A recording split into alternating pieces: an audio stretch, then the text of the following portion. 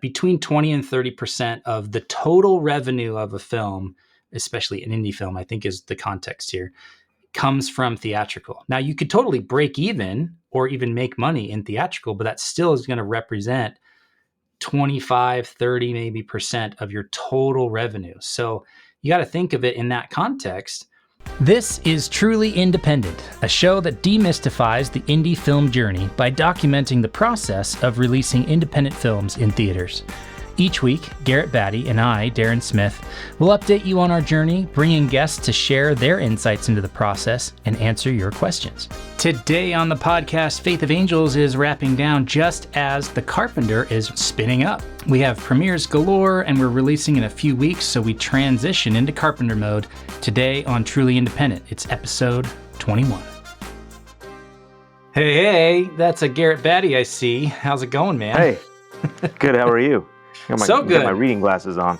What hotel are you in today? Yeah, but this is not my regular background, right?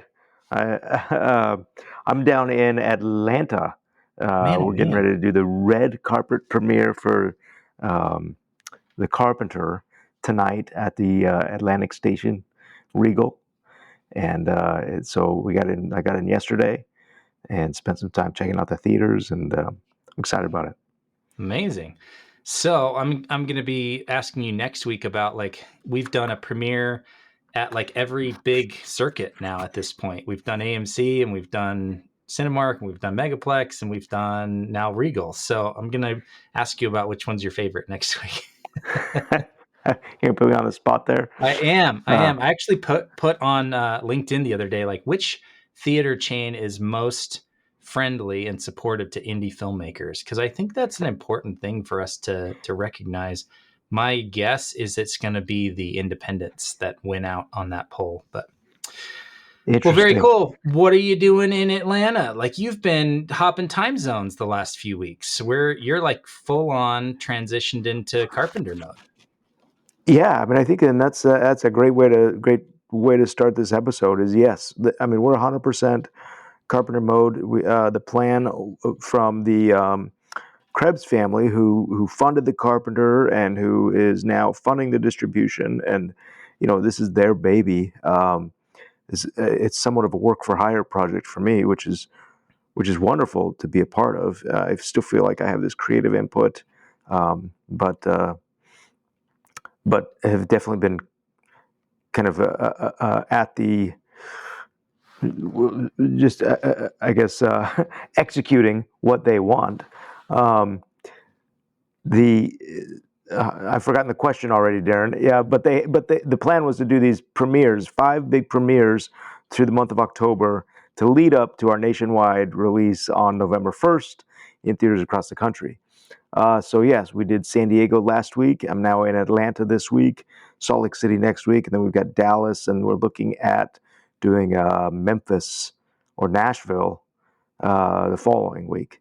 Which again, it's so great to be able to sit in a theater and watch this movie with different audiences and to gauge their reactions and really do all that we can to promote. Yeah, so I have to ask then, like, how is this experience different? In what ways is it different, better or worse than Faith of Angels? Because not many filmmakers get to go like 1 month apart between 2 movies and have really different experiences. You talked about how, you were really driving the strategy and you were the lead on the release for Faith of Angels, and you had people working with us for that release. But now you're kind of part of the team instead of running the team. So talk to us about the differences. What do you like? What do you not like? And maybe how these 2 experiences back to back will inform what you'll do differently in the future. Well, it's a good question. And, there are lots of things to learn along the way and observations to make. And, my own pride and ego to set aside. I'll tell you, and they are different movies and different audiences. So I think, for Faith of Angels, I think we certainly identified and built our audience. It was we knew 100% that we were going for the faith-based film goer, and that's who we targeted, and those are the media outlets that we reached out to, and that's who attended the premieres and events and screenings. And you, Darren, you even went across the country, went to Dallas and San Jose, and attended in Salt Lake to get an audience out there. For the Krebs family, this film was originally designed to be for their family, and so they have taken that approach to a lot of it. So San Diego, a lot of the premiere, they were on kind of a first name basis with with the people that attended the red carpet premiere. Atlanta tonight will be a little bit different because I've reached out to some personal contacts. We have a PR person, BJ Arnett, who did the PR for the premiere. So we are going to lean into the faith-based audience here in Atlanta, and I think it'll be interesting for the Krebs family to experience that, where there's media on the red carpet and they're doing interviews and learn, speaking in sound bites and really promoting the film to an audience that frankly doesn't have to be kind. And I don't expect anybody to. I expect the audience to be honest. And I think the Krebs. I think that we will be pleasantly surprised with how an audience who we don't know their first names are seeing this film. I don't know if that's what you were asking, Darren, but that's kind of what's in my mind right now.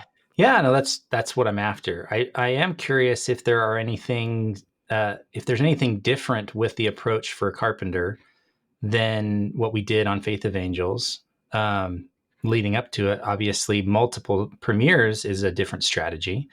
We had one in Utah. We only had 2 special screenings before that, one in Idaho and one in Utah. So it feels like that's maybe part of it, that trying to get more word of mouth early on, trying to get more media out early on. Is that accurate, or am I painting a picture that isn't real? I think that that's accurate. I think that one of the things that we learned from Faith of Angels and we're implementing in the Carpenter is the importance of having media and your team attend these premieres. So yes, there's the red carpet and the fun vibe that we're building and in a theater and at a screening. And if you have 200 people there at the event, hopefully that audience represents 2 million followers or subscribers or social media, a network of 2 million or whatever. So the invitations have been specific, the invitations to media and who gets tickets and things like that. Yes, we've opened it up to the public, but we've specifically invited influencers and media representatives and those, faith leaders, those that have followings, so that it will hopefully, ripple and magnify this event. We also have, a couple of camera teams where we're doing some stills and media, video that we will immediately turn around and release and push throughout the campaign, so that it's, again, there's the event, but then what is the echo or what are the repercussions of that? And that's what we're trying to do, is just make a loud enough echo so that on November 1st, people do come back. Yeah. So we're recording this on October 15th. That puts us a little less than 3 weeks out from the opening day of the Carpenter, and we're going straight for let's release on as many screens as possible with this one, rather than doing kind of a tiered release or a limited and then a wider release. So I was just looking at our tracking sheet, and we're at 150 theaters that have booked, which is, I think, pretty good for 3 weeks out. And then out of 1,600 that they reached out to. So again, you're working with Purdy Distribution, and they've requested 1,600 theaters to book the movie. So it's rare to ever see 100% or 80% of the theaters you request will book it. So that's a smaller percentage than that you would expect. But how are you feeling there? Does it feel like you're on track for 600 screens, which is the goal? Or is it like, oh, we're behind. We should be at 400 or 500 by now? Well, I think any filmmaker would love to, hey, we just want to know we're at 600. That's our goal. We want to know that we're there. I think what we learned with Faith of Angels is that doesn't happen for an independent film. To get 3 weeks notice of a booking is a luxury and not kind of a common occurrence. I had dinner last night with Purdy. They are here at the premiere, both Nice. Dawn and Adam Monteith they'll be here at the event, and so bumped into them at dinner and chatted, and they were feeling very good, very confident that we'll get what we're looking for and even more. I think Faith of Angels with them has been a very good measuring stick and to connect with both the big chains and the independent theaters. And it's a good talking point. So as they are following up and as we are kind of winding down the Faith of Angels premiere, that conversation just leads into the next one, which goes to support the importance of kind of building an audience and then having content to feed that audience. So for Purdy, the audience are theater buyers, right? And so they've got an audience of 600 screens or 1,800 requested theaters. And I don't know how many theater buyers represent those screens, but it's certainly in the hundreds that they are engaging with weekly via email to try to book, their titles. Fortunately, Faith of Angels and The Carpenter are subsequent titles for them. So we're in those conversations, for the duration. But yes, we're confident that they'll get the goal of 600. It'd be nice if they were all there, but they're not. One of the cool things is, though, that tickets are on sale for the Carpenter. So that's part of the campaign is, hey, we are 3 weeks out. I think we wanted tickets to go on sale on the 18th. But right now, anybody who's booking, they're putting their tickets on sale. Yeah, that's huge. And as we talked about on the show, like the earlier you can get tickets on sale, the easier it is to get people to the theater. That gives us time to do marketing, to do word of mouth, to find someone locally and say, hey, I know my cousin lives in Albuquerque. So let's say, hey, I know you're going to go see it. Will you create a post on Facebook and take 20 friends to go with you opening weekend? Those things are possible when you have 2-3 weeks notice. When you have 2 days, it gets really hard to get people out to the theater, which is kind of what we had with Faith of Angels when I flew out to Sacramento. So that's exciting to hear that some of those lessons learned from Faith of Angels are being implemented there. So I guess I'm also curious, Garrett, because this kind of, I think, goes outside of what most filmmakers think is a director's job. And obviously you're writer, director, and producer on both of these movies. So you do have a broader stewardship over these films. But where do you like to land? Is it uncomfortable for you as the writer director to have to step into the producer role and take responsibility and make sure things are happening? Or do you enjoy that part? Like, maybe give us some insight around that for people that are listening, because I wouldn't want filmmakers to go, oh man, I'm scared of being a director because look at all this work I have to do with distribution. I think we're very unique in that situation of we're doing a lot more than most writer directors would do. But flip side of that is, I think it's actually a good lesson for a lot of listeners to learn of, like, no one is going to take more responsibility for your film than you. So talk to me about that. How are you feeling are you itching to get back on set? Like, would you rather be filming right now, or where are you at with all that? Yeah, that's a good discussion, Darren. I'd be interested to hear your take on that too. Hey, indie filmmakers and movie lovers. This show is sponsored by Purdy Distribution. Since 2011, they've been bringing incredible independent films to theaters, like Garrett Batty's The Saratov Approach, T.C. Christensen's Love Kennedy, and McLean Nelson's Once I Was a Beehive. They've worked with top-notch directors like Mitch Davis and Mark Goodman, specializing in family, faith-based, and funny films. This year alone, they've released hits with JK Studios like Go West and Villains Inc., and have even branched out internationally with films shot in South Africa and Japan. Purdy Distribution works closely with indie filmmakers, designing personalized distribution plans, whether it's a theatrical release or straight to streaming on platforms like Amazon, iTunes, Google, and more. If you have a PG or PG-13 film ready for the world, think about reaching out to Purdy Distribution. They're approachable and knowledgeable, ready to help you visualize your film's distribution. Even if your film isn't fully polished, they can offer valuable guidance. Plus, if you need that crucial distribution piece for investor packages, Purdy Distribution can provide a letter of intent to distribute, helping you secure funding without locking you into a contract. Mark your calendars for Purdy Distribution's upcoming releases: Tokyo Cowboy on August 30th, the digital release of Thabo and the Rhino Case on September 1st, Faith of Angels in theaters on September 12th, Villains Inc. on Amazon and iTunes on October 1st, and The Carpenter on November 1st. To stay updated on these releases and more, sign up for their newsletter at purdydistribution.com. That's Purdie distribution.com. Now, back to the show.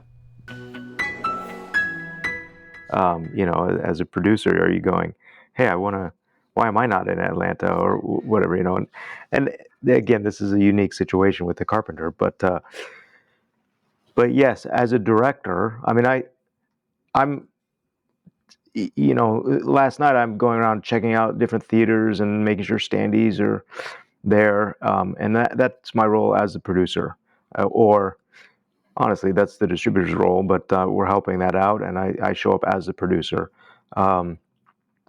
Tonight I'll put on my fancy suit and go walk the red carpet as the director and be interviewed and do all that I can to promote the film from that creative side of things. So yes, it is two different hats. I try to compartmentalize those two things. And to answer your other question, yes, I'm itching to be involved in the creative process again. In fact, I've read 2 scripts this week that were submitted to me, and watched 2 other short submissions for ideas about next projects. And it's just gotten me kind of longing for that creative side of things. I think as an independent for an independent filmmaker, for the audience of this series, truly independent, I don't think there's any way around really just kind of rolling up your sleeves and getting involved. I haven't. This is my 8th feature film, and I have yet to, be hired solely to direct a project. As far as feature film goes. So I think that is inevitably part of the process, is just getting behind and getting it. I've got good buddies that direct for Hallmark and other kind of distributors, and maybe that is the case with them, where they write or direct and then deliver and move on. But an independent film, that world doesn't exist. Yeah, in my experience. That's cool. Where are you on that as far as producing? Are you going, hey, stay in your lane? No, I don't feel that way about you or anything, but I definitely see the producer's role as for the life of the film.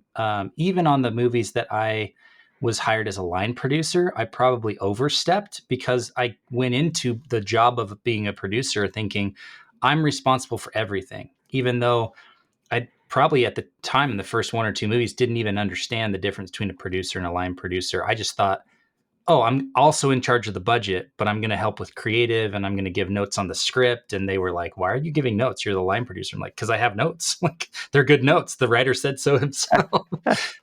So I just was always like, everything's my responsibility. I'm going to take responsibility for it all and be involved. And so I'm thoroughly enjoying being involved with the release of Faith of Angels, and even now helping it, telling people, hey, I saw that it's now open in your city, and you were asking me about that 2 weeks ago, and sending text to people and checking on, every day. How did we do on Monday? How did we do over the weekend? I'm tracking it against other comparable movies that have come out this year or are coming out. So I love the data and the analytics, and I'm trying to capture as many lessons as possible so that I can, on the next movie, say, yeah, I have a real depth of knowledge and experience with distribution, as well as development and financing and production and post and all the other skills I have. But I have, just as you've kind of transitioned into Carpenter mode, I've transitioned into what's next mode. And so for me, Yeah. it's a lot of fundraising, a lot of conversations with investors, potential investors, people outside of the film industry. I just put an event together. There's a group here in Utah called the Utah Producers Network. It's not an official thing. It's just kind of a ad hoc. The film commission asked us to keep having meetings, and I was one who volunteered and said, I can help with that. And so I am. And we had 2 this year, and the one on Friday you were at, it was great. It was a nice meet and greet for people inside and outside the industry. And so I'm doing a lot of that work. Like, how do I connect people? How do I find and bring in people from outside the industry to help bolster financing and investment in film here in Utah? And it's very self-serving. So Well, you say that. I mean, it is self-serving, but my goodness, what an event you pulled off. And yes, you invited me and I attended that. And, within walking in the door, I'm having conversations with guys, with producers that whose films are going to be in theaters. Who was it? Chet Thomas and Darren Fletcher produced the greatest Christmas pageant ever. And that'll be in theaters a week after The Carpenter. And so we traded notes and chatted it up, and I got to talk about their other projects. We compared notes on potential distributors for both of our projects, and it was a great event. So, for as self-serving as you think it may have been, there were a lot of people that benefited. So thank you for that. yeah, that's why it's self-serving. I love hearing that, oh my gosh, this was amazing. I met so many cool people and these conversations happen. Like, that's the thing that really satisfies me. But I will say too, like, how am I feeling about my role in the Carpenter release? I'm actually a little bummed. Like, to be perfectly frank, I think we filmmakers see our involvement as like a key aspect of a premiere or the release of a film, and to not be there in Atlanta with you, I'm like, oh man, I'd love to be there. I'd love to be at the premieres, and seeing the movie with audiences is why I make movies. Like, I love making movies, the actual craft of it, getting on set with craftspeople, with filmmakers, people who are passionate about telling stories and creating art and doing creative things together, and like making something that didn't exist before is super fulfilling. And then it's half of the puzzle. The other half is, how do we get as many people as possible to see it? And Yeah, maybe this can transition into a Faith of Angels update, but like the fact that 50,000 plus people have seen Faith of Angels just excites me to no end. And so I am missing that. Like, I'd go to San Diego. I have family there. I'd go to Atlanta. I have friends there. Like, from my days, scouring the country for relatives on Relative Race, every city you mentioned was like, oh, I know so and so there in Memphis, and there so and so in Dallas. Like, yeah. so I feel not left out. I just am like, the FOMO of, I'm missing those awesome events that you're at. And that's okay. Like, you called it work for hire, and I was not hired, and that's okay. Like, that's part of the gig as well. Sometimes you're needed, sometimes you aren't. And so I'm trying to take full advantage of, okay, well, if I'm not there, what am I doing here to set up the next thing? I wonder, Darren, too. Yeah, I mean, that is, uh, it's an important, I guess, point to discuss. And at what point does making a film, and I think in both of these, Faith of Angels and The Carpenter, um, they've had two different approaches and two different journeys. I've been on The Carpenter for probably 10 years. Um, long before anybody else was involved, it Mm-hmm. was a conversation between the Krebs family and me. Um, and so, so, uh, um, let's see, where am I going with that? Uh, if, let's see, and I feel like I'm here in their minds almost as a technician. Like, there is this. The director is, the creative. Film serves the director, right? Television serves the writer. Film serves the director, and there's the director is kind of the owner, or at least curator of everybody's talents, and then delivers the content. Um, and but in a I mentioned Hallmark or something. In that movie, I see in that scenario, I see my buddies. They'd send out like one tweet, "Hey, check out my movie on Hallmark," and they're on to the next shiny object. Yeah. And part of me is, longs for that and say, look, if is the reason I'm here because right now this is all I got. Like this is the shiny object that's in front of me, and boy, I might read another script and everything, but there's nobody out there saying, "Hey, come and be involved in this next thing." And so it's like, okay, well, I better, I'm grateful for the work for hire to be hired. Um, but I certainly see the end of the road real quick. November 2nd, after this releases, what do I do as the person that's put all the time and effort and energy into this? I don't know. I got to be on the next thing. So I, it's an interesting sentiment. I guess at some point, the road is going to end. For you, you're on to the next thing already, Mm-hmm. uh, and I'll be right there. I don't know. I guess I don't have a point other than that's kind of I'm processing that. Yeah, that's okay. I think you brought up something that I've thought about a little bit, and this isn't meant to be a value statement as far as which one is better or worse. It's just a preference statement. But like, I see the difference between a movie in theaters and a TV movie or a streaming movie or a fast channel movie as the difference in some ways between art and commerce. One is you're kind of creating a commodity. They need content, they need product that's going to go in a time slot on this day in Yeah, Christmas, right? And they know they need 30 Christmas movies every year because they want to play a different one every day. So it's a little bit of very basic supply and demand, creating commodities. They don't necessarily, I don't even want to say that part, whether or not they're good, because many are very good. But they're produced in a different way. It's on a schedule, has to be done by this date, get it done no matter what. Whereas with a theatrical film, you can take 10 years. You can craft it over multiple versions and multiple potential ways of producing it and create something that you're really, really proud of and that you've invested years of your life in, and be invested in how it's received in the marketplace because it's a piece of art. You're trying to communicate something with people and impact people and leave an impression on people, not just fill a time slot. Again, I don't want to cheapen one versus the other. That's just kind of how I feel about it personally, which is why I pursue feature films that are going to be in theaters. Like that's the thing that pulls me and satisfies my need for creativity and being a producer. Um, so I just think that's interesting too. Like there's trade-offs all around. Like you may really like the aspect of watching your movie in theaters at a premiere with an audience. You won't get that if it's a Hallmark movie. If it's a work for hire, there is no premiere. There is no theater. There is, right? sure. And so again, neither is right or wrong. It just is being really aware of, okay, if I don't own this thing, I'm not going to have certain outcomes. Just, and this is very clear between Faith of Angels and Carpenter. You really own Faith of Angels when you really don't own the Carpenter. And so the experience Yeah. is different. Your involvement is different. What you get out of it and what you can put into it is different.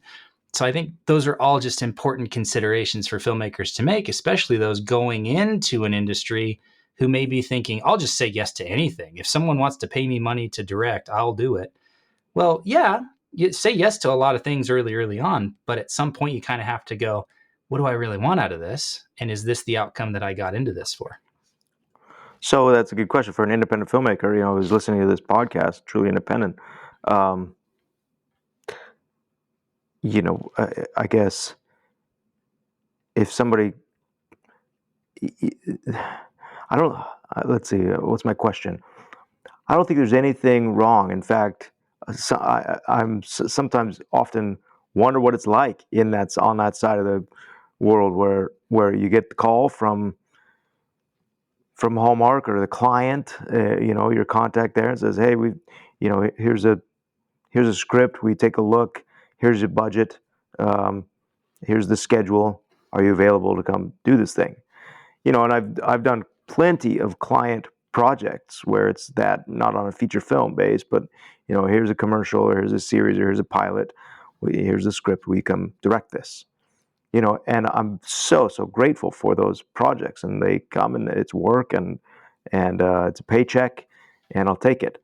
So, is that as an independent filmmaker, do I if I could find a way for that to like itch that creative scratch that creative itch I have, I think that'd be a great way to make a living.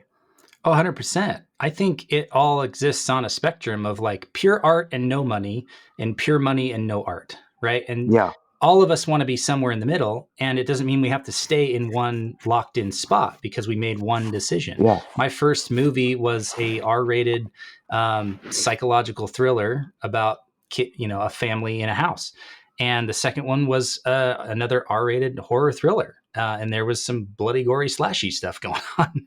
And I realized, well, first of all, I said yes to those projects because I needed projects, and I don't feel like I betrayed my values or anything by doing those movies. But by the time the second one was done and my kids are asking, when can we see your movies? I'm going, I can't show them this movie. That's not a thing that's happening until they're much older. And so I'm going, well, that's not what I did this for. I didn't get into this to produce movies that people can't watch. That's not the point. And it was very clear that I had produced movies that a certain audience, represented by my 3 kids, could not watch. So hence the next 2 movies being faith, family-based movies that are PG-13 that my kids love.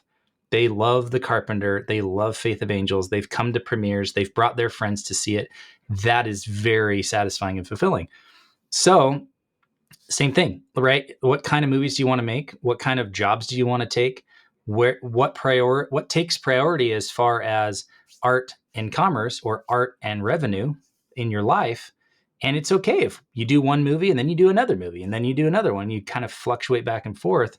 Every single person's different. You just have to, I think it's essential and important to make a conscious decision rather than letting whatever is happening in the marketplace dictate what you're going to work on.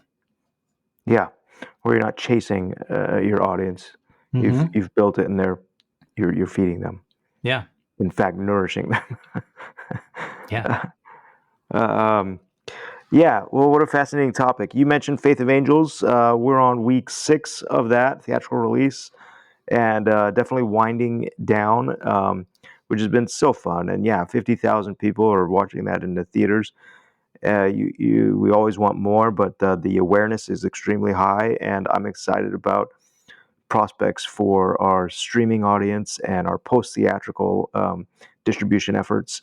And I look forward to kind of talking about those in future episodes of the podcast, because that is an entirely new, not new, I guess post-theatrical is something we haven't really even breached on this, and that should be discussed. There are so many outlets and decisions to be made, and from the minute that this movie plays in theaters, I start getting emails from sales agents and distributors and streamers, and you just go, oh, what does all this mean?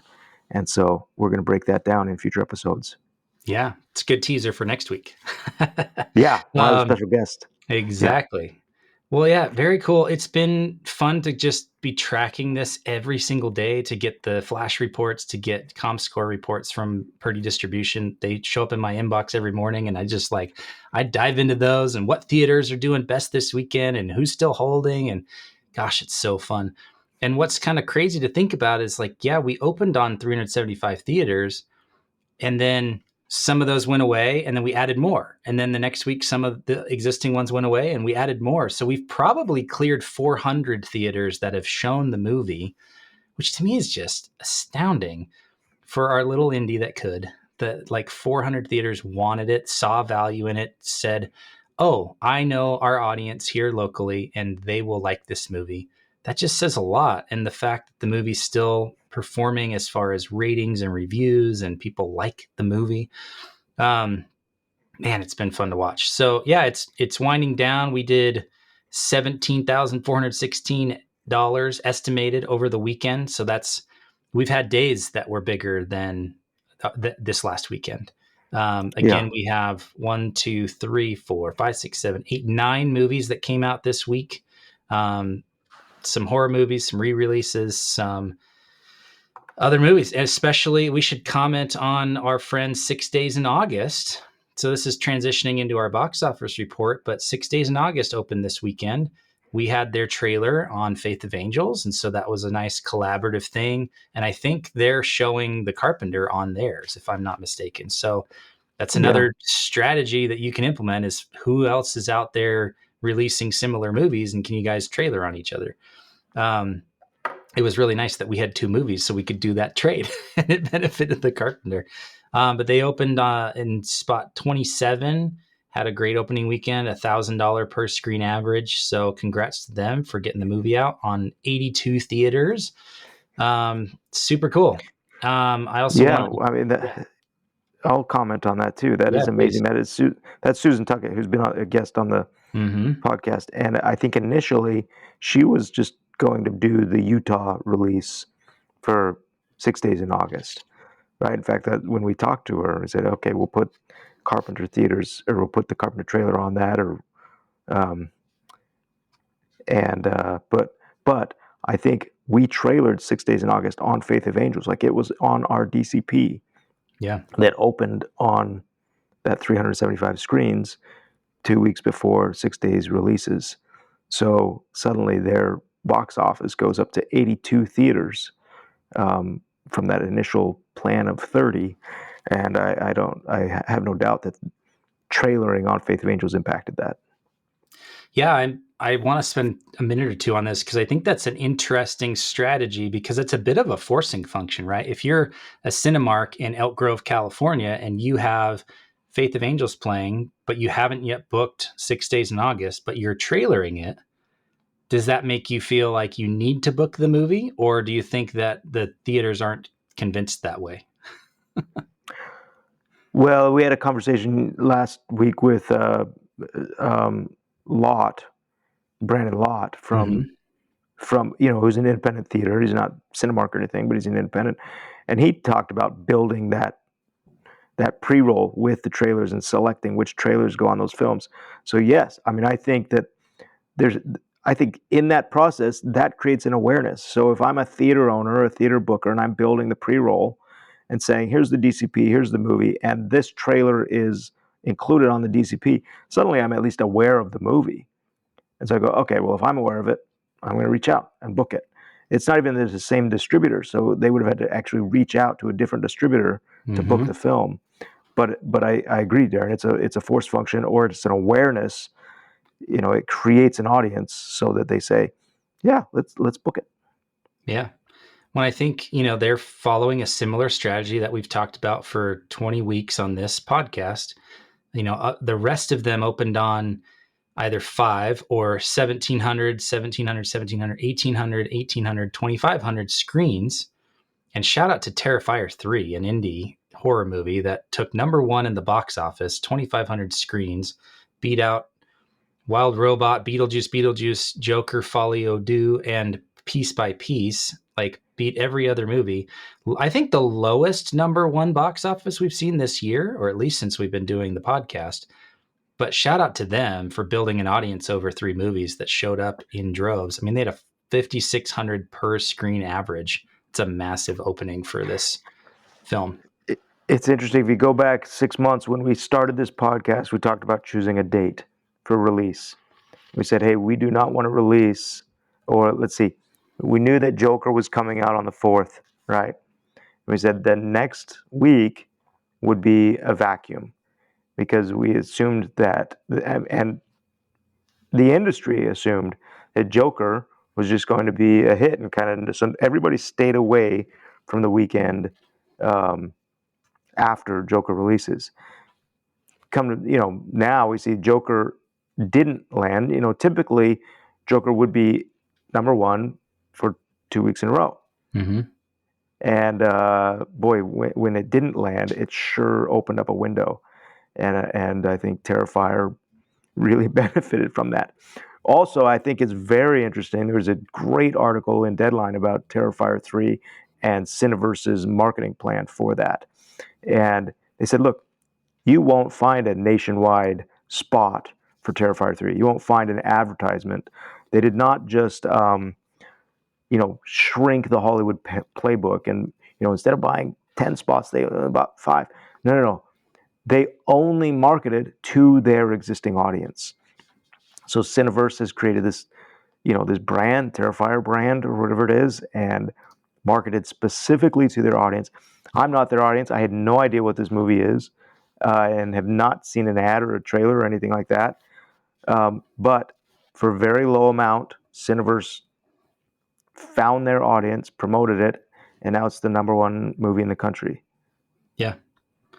Pretty nuts. I'm curious what's coming out November 1st along with the Carpenter. It doesn't say on the box office report because this is a looking back report as opposed to a looking forward. But yeah, and you can go on Box Office Mojo. Sorry. Go ahead. On Box Office Mojo, you can go to calendar, and then it will show you all of the titles that are coming out that weekend. So Carpenter is number one right now on that. The other one is Here. That's the big wide one with the Robert Zemeckis Tom movie, Hanks, which I'm just absolutely honored and thrilled, and talk about a dream come true to have a movie in theaters the same weekend that Robert Zemeckis is releasing a movie. Right. He's one of my favorite directors. So yeah, it's a busy. What is that? 6 weeks or 2 wides coming out. Oh, Here is a limited. But Hit Pig and Lost on a Mountain in Maine is a wide release. Yeah, I haven't heard of any of the movies except for Here and The Carpenter that weekend. So here's what's always interesting. And again, I think I need like Stephen Follows to do some real analytics on this. But my gut and my memory of doing the data over the last year and 2 years is that when there's a big, massive opening, wide release that does 50, 100, 200 million dollars, the number 10 spot is a lower box office amount, 4, 5, 600K. When the number 1 and 2 spots are 14 million, like this week, then look at the number 10 spot, 1.6 million. That's again higher than most of the movies this year for the number 10 spot. We had one other one a few weeks ago that was like 2.5 million, which is insanely high for the number 10 slot. So I think it's actually better for indies who are trying to break the top 10 to release the same weekend as a big movie. Interesting. Okay. I think you'd have a better chance breaking top 10 the week that Deadpool came out as opposed to this week with Terrifier 3 being number 1 at 14 million. I'm going to check your work on that. So Deadpool comes out. I mean, I agree. I love that theory. Deadpool came out July, right? So July 26th, we're going to check that weekend. We're checking live numbers. But Darren, you've got 2 indies that are in the top 10 on that weekend. And you're 100% right. Deadpool comes out, does 200 million. And the number 10 movie is Rayon, and it does 453,000. Yeah. Number 9 does 700,000.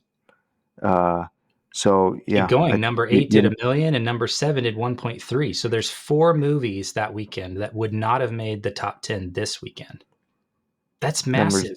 The amount of free earned media marketing that you get for being in the top 10 because every single news outlet reports on the top 10. That's, when we're talking about impressions and awareness and people going, oh, I haven't heard of Faith of Angels. What's that? Like if we were top 10 or if Carpenter gets top 10, the tens or hundreds of millions of impressions we're going to get from being listed in the top 10 is massive. It cannot be understated how big a deal that is for an indie film. The difference between top 10 and number 11 is awareness or no awareness, like no earned awareness. So I'm very curious and excited to see how Carpenter does I think it's going to be a harder weekend, because here, if it's limited, if they're doing a 5 theaters opening weekend on the first, what else is there? And then are we competing with the other titles that come out between now and November 1st? So it'll be really interesting to see, a lot of limited movies coming out this week, like throughout the week. Like, what's the next big wide one? Conclave, I hadn't heard of that one. Ray Fiennes, Stanley Tucci, John Lithgow, but it's like a smaller movie, focus features.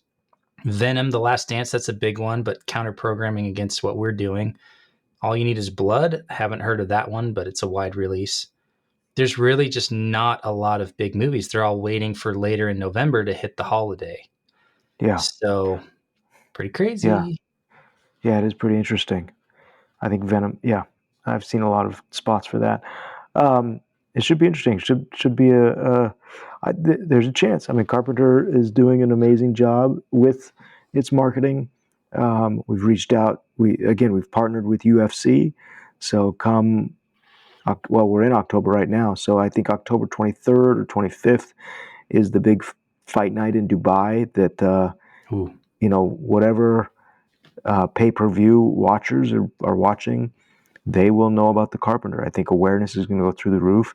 One of the ways we can track that is, you look at the IMDb, the number, the film number on where we're at. So this is something that Brandon at Film Frog did with us in his office, and it was interesting to see how much weight that he put on that. As a film distributor, he looked. I mean, he immediately logged in and said, "Okay, Carpenter's tracking." At that point, we were like 12,000 or something like that, and I think Faith of Angels, when we released, is up at 2,300. What is that? It's not the star meter, is it? It's popularity. Yeah, it's the movie meter. Faith So of where are Angels we on Carpenter? Faith of Angels is still 4,100, down from 2,300, which I think was its top. What was his peak? Yeah. And then the Carpenter looks like we're up to 4,995. So we're up. Yeah, and it's just climbing. Up 637 and climbing. So yeah, if you click on that and look at it, yeah, it's very cool. I do think, going back to terms that we've used on this podcast, I do think in order to break top 10, we're going to have to clear a 2,000 per screen average for the Carpenter opening weekend, which means 100,000 people plus are going to need to see the movie in those 3 days, which is a big ask for this movie. And so my hope is the marketing efforts, the collaboration with UFC, all the awareness we're going to be getting from these premieres drives that outcome. If that can be our singular focus, I do think there's a chance it gets top 10. If we are at 800 or 1,000 or 1,200, I don't think we hit it. Yeah. Yep. I think you're right. It is a big ask. And knowing what we know and having gone through what we've experienced with Faith of Angels, there's so many unpredictable occurrences that can take place, and a different movie can be released. I mean, we just found out that what is the movie? They're doing like a 10-year anniversary of John Wick. They're doing Metropolis is coming out. Is that coming back out? The 1920s movie Metropolis. Oh, Metropolis. Oh, yeah. Nightmare Before Christmas is doing a massive re-release. Yeah, it just did $2.5 million this weekend. Yeah, and so again, these are things that you can't. I think again, probably Hollywood is looking at it, studios are looking at it and say, "Hey, here's a vacuum, or an availability of screens, or what are these little independent films doing? Let's just easily put something out there." And so when you never know. Yeah. But we'll see. It's been a fun journey, regardless. It has been. Well, have fun out there. Real quick. Yeah. Okay, I do want to answer a question. I know we're at 48 minutes already, but I'll answer a question that came in, and they wanted to know that somebody reached out to me and said, "How long will it take for you to recoup, or like, for Faith of Angels or the Carpenter, these movies in general, like how long? And I thought that's an interesting question we haven't really addressed. I mean, obviously every film is different. They were surprised to learn, and that you rarely recoup in theaters. Like, that's just not a thing. A theatrical release creates an awareness thing, and maybe we'll get into this next week with our guest as far as the streaming revenues and things like that. But an independent film is going to have a 7 to 10 year tail on it, right? And so as we're doing deals, we have to keep that in mind, that we're in it for the long run. Yeah. Maybe it's coming back to your question or your comment about the producer. Hey, you're just in it for the life of the film. Well, that's a 7 to 10 year commitment. Yeah, if you're producing 3 movies a year over that period, now you've got 30 or 40 that are under your purview. So yeah, it can be a lot. I've heard that for indie films, I think this is a Stephen Follows data point. So I trust everything he does, because he's just take my level of nerdy when it comes to spreadsheets and analytics and multiply it by 3 orders of magnitude, and that's Stephen Follows. That's Stephen Follows. Okay. I love that guy. So his breakdown basically shows that between 20 and 30% of the total revenue of a film, especially an indie film, I think is the context here, comes from theatrical. Now, you could totally break even or even make money in theatrical, but that still is going to represent 25, 30 maybe percent of your total revenue. So you got to think of it in that context. And I think a big part of it, we can do this another day, but a big part of it is you give up so much of the pie in theatrical. You're splitting with so many different people. Whereas once you get into post-theatrical, you're sometimes making 70, 80% of it, of each dollar, as opposed to 30% or 40% of each dollar. So maybe a topic for another day, how recoupment, waterfalls, and things like that work. We did do a really in-depth breakdown of that a while ago, but maybe we include post-theatrical going. Yeah, I think that'd be the next thing, is like, maybe let's look at one of these offers from a no-named, let's see, I don't mean no-named, I mean an unidentified streamer. Say, okay, where does revenue come from? Yeah.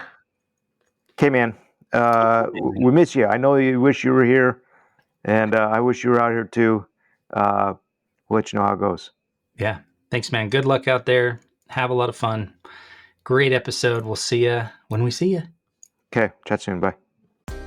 Thank you for listening to this episode of Truly Independent. To join us on the journey, be notified of new episodes and screenings, and ask us questions about today's episode, head over to 3coinpro.com/podcast and put in your name and an email address. If you're a fan of the show, please leave us a review on your favorite podcast app, and be sure to share this episode with a friend. Thanks for listening, and we'll see you next week. Our intro and outro music is Election Time by Kjartan Abel.